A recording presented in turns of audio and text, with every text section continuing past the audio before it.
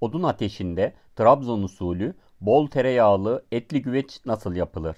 Tarifimiz 16 kişiliktir. Malzemelerimiz: 3 kilo tranç et, 750 gram kemikli et, 300 gram yeşil sivri biber, 2 kilo domates, 5-6 adet patates, 1,5 kilo kuru soğan, 3-4 baş sarımsak, 1 yemek kaşığı domates salçası, 1 çay bardağı ayçiçek yağı, 300-400 gram tereyağı, 2 yemek kaşığından biraz fazla tuz, 1 yemek kaşığı pul biber ve sıcak su. Malzemelerimizi iri iri doğruyoruz. Özellikle patatesleri dörde bölebiliriz. Sıra geldi yapılışına. Malzemelerimizin yarısını etimizin altına, yarısını da üstüne koyacağız. En alta sarımsaklarımızın tamamını koyuyoruz. Soğanımızın yarısını, yeşil biberimizin yarısını koyduktan sonra kemikli etlerimizi yerleştiriyoruz. Daha sonra domateslerimizin yarısını koyuyoruz.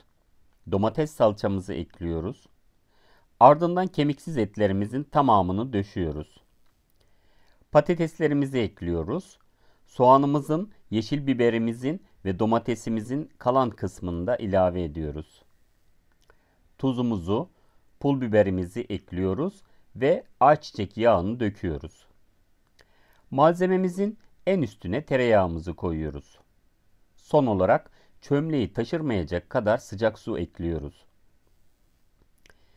Yağlı kağıt dediğimiz pişirme kağıdı ile çömleğimizin ağzını kapatıyoruz. 2 kat alüminyum folyo ile güvecimizin ağzını bir kez daha kapatıyoruz.